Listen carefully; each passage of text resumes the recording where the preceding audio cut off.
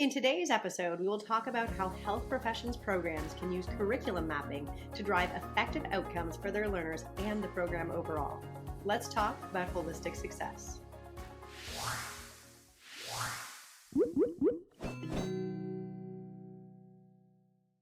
Hi, everyone. I'm Kelly Dore, co-founder and VP of Science and Innovation at Acuity Insights. Welcome to this episode of our Holistic Success Show. Here with me today is Beth Legacy-Cole, our senior consultant here at Acuity Insights.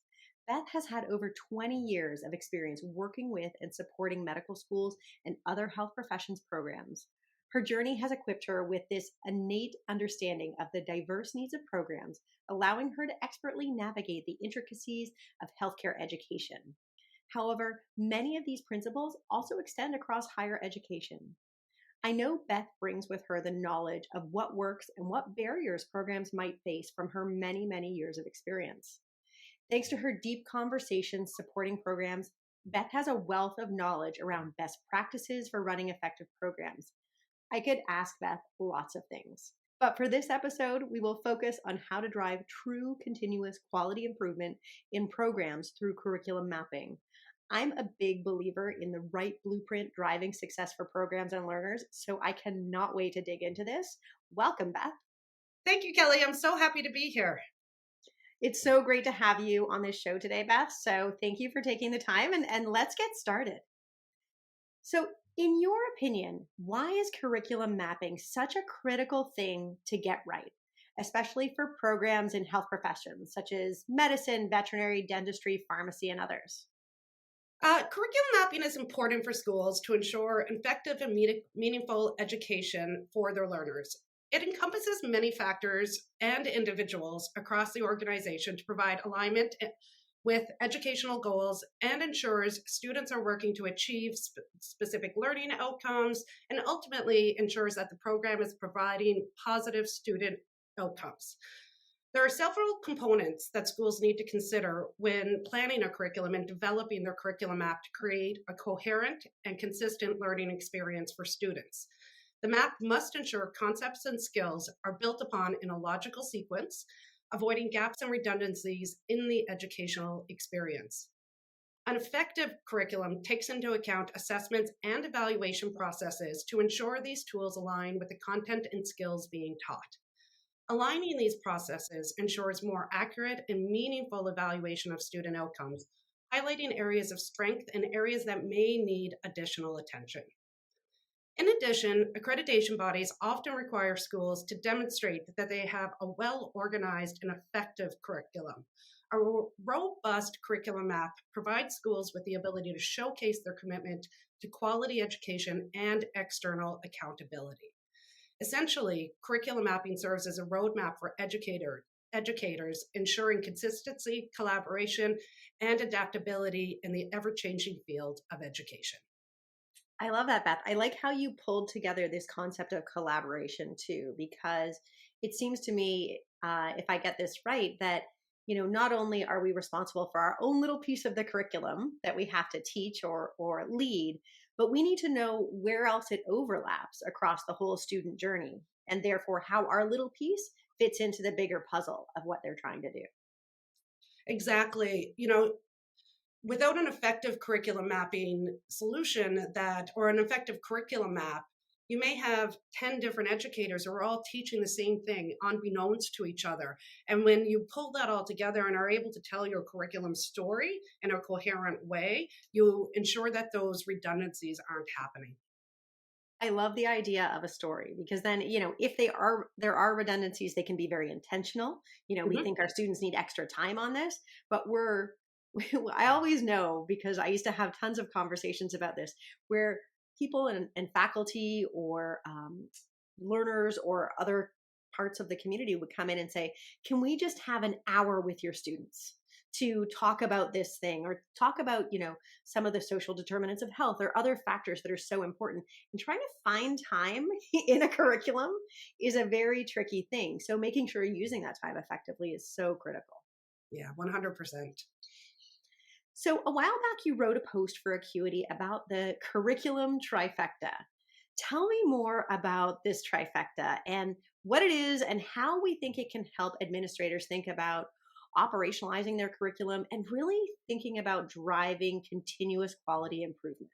Yeah, that's a great question. I think to do curriculum mapping effectively, programs need to lay out and map their curriculum and how it is delivered via their learning objectives. And those are kind of the free written text of a course or a learning event, showing what the outcomes will be of those courses and events. But they also need to map those items to standardized frameworks such as program competencies, national test frameworks, content areas, curriculum themes, and more.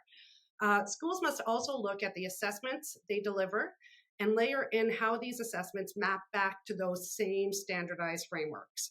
And lastly, to drive true CQI, schools must also look at the performance outcomes of the learners to identify areas of strengths and opportunities to support curriculum adjustments and improve learner and curriculum outcomes. I refer to this mapping, assessment, and review process as the trifecta of effective curriculum management. It is a process we encourage program stakeholders to include in their curriculum planning and to ensure ongoing review and revision to support individuals, program requirements, and accreditation. I love this because it's not just about mapping it out once and there you go, and you don't really look at it again until you decide to undergo a curriculum renewal, or completely revives the entire curriculum. This is your chance to look at bite-sized pieces of it in a very manageable way, and really focus on, are there areas that are tripping up your students? And this aligns, Beth, to something that we're talking about later in another episode of the Holistic Success Show called Precision Education, because it lines up to say, are there areas of your curriculum where your students are getting stuck? And it's an important way to be able to map that. I think this is really exciting, but it is not as easy maybe for some as we might think it is. Can you maybe share, through all the conversations you've had, some of the pitfalls that you've seen across, programs, in your different experiences, and how maybe administrators could avoid some of those pitfalls? Yeah, another great question, Kelly. I think what I see a lot is that most schools maintain standardized systems standardized frameworks in the specific systems they're using, perhaps a curriculum management solution, their examination solution, or even their evaluation and assessment solutions. And sometimes those all aren't the same. And most importantly, the administrators who are running these often fall under separate offices and roles dependent on the system or the tool being used, such as the Office of Curriculum or the individuals involved with running OSCEs or examinations, etc. So what often happens is the system administrator for each system fields requests from multiple stakeholders who seek to add new items. Like, I can't find where we're teaching this. Can you add this as a mapping item? And so what often happens is these lists get pretty unwieldy, and they become like, individual versions that don't really tell a big picture when you bring it all together. And this leaves schools with, essentially data and reports that don't allow them to easily identify where and what has been taught or what the outcomes were. So it creates data quality and aggregation issues and monitoring issues for the program, ultimately impacting the ability to do easy CQI, right? And because of that, it's also impacting multiple, like those same offices and those same stakeholders, because you can't get the answer easy. You're going to the examination person saying, like, how did the students do on this? And, because the map might not map back to what is in another system, it's not easy for you to tell that picture. So this siloed approach to mapping can cause schools to lose out on key insights, hampering the CQI process, potentially impacting current or future learners. It can also lead to gaps and redundancies in the curriculum, resulting in ineffective curriculum review. So I want to hit a take-home point here, Beth, because this is something I always ran into when we talked about blueprinting. Is it seems daunting and overwhelming and like it would take a lot of time. But what I just heard from you is that by not doing it, you're actually wasting a lot of time as well, potentially having very siloed lists that are not very useful, missing out on the chance to look at quick little data points rather having to try and pull it all together. And maybe it actually is creating a lot more inefficiencies in the process for both faculty and staff, and definitely for learners, Mhm. by not doing it. Is that something that you've heard from folks when they finally get that story of their curriculum together? Yeah, definitely. It can be really hard for a school. Like, let's say the students take an exam and you realize that they underperformed on questions related to ethics, right? And if you go back to your map and it's not easy for you to find out where you delivered that, then it becomes a harder question for the program to answer, to say like, okay, was it the exam? Was it how we delivered our curriculum? Like, what were the underlying issues here? And if the issue was maybe that the students didn't get enough teaching, you can't really do that without really doing a lot of analysis and things like that. You want to be able to surface those items in a really easy way. Very cool. So, what are the benefits? We just talked about them a little bit, to using this organizational trifecta when you're thinking about your curriculum. Off the top of my head, I can think of a few. By ensuring that multiple stakeholders are involved in this kind of blueprinting and mapping process, you can provide a clear picture to your staff and your learners about where and how they will experience the curriculum. But the trifecta approach also helps drive CQI and streamlines your preparation for accreditation, course review, allowing you to show ongoing development of your program to reviewers and to your curriculum committee. So, when people are facing that daunting task of accreditation, which we know comes up, having this already done in a streamlined way takes you one step closer, rather than having to pull it all together at that time of accreditation. Love it. So, if you could identify, Beth, the top 3 or 4 things that programs should get right when they're establishing or refining the curriculum map and management, what would you tell programs? If you could sort of say to them before you start, here are 3 things I want you to think about or know. There's a few points I can think of.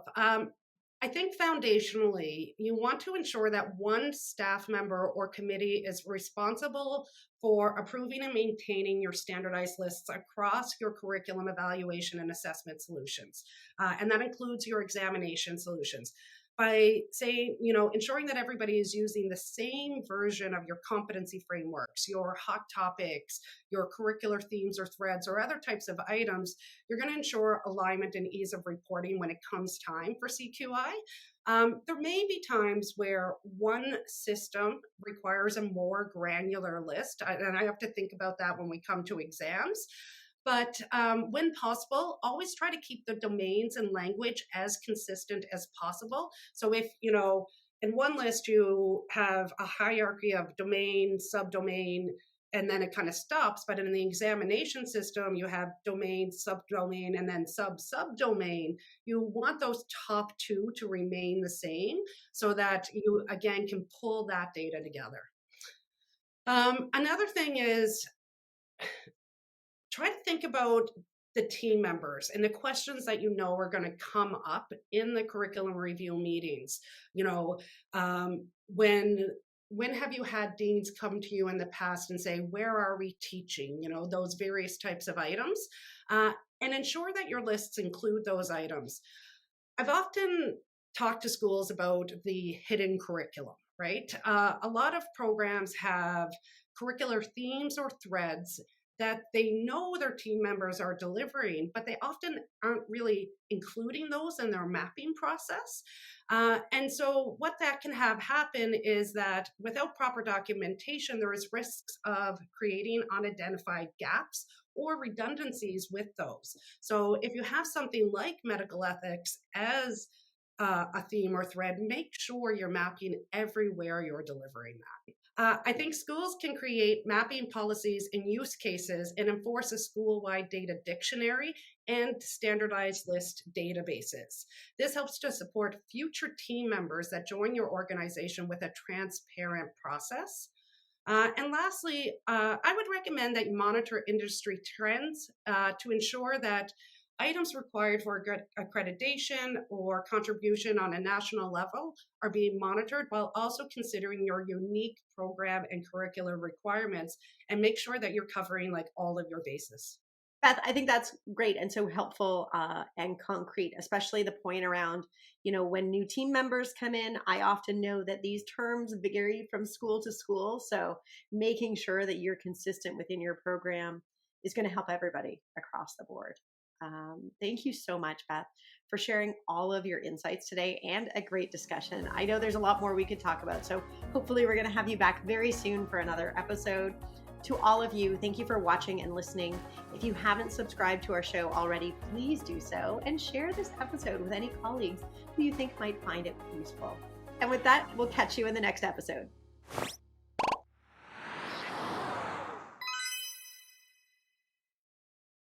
If you enjoyed this episode of our show, please be sure to check out the other episodes. And don't forget to subscribe. We have a new episode releasing every week.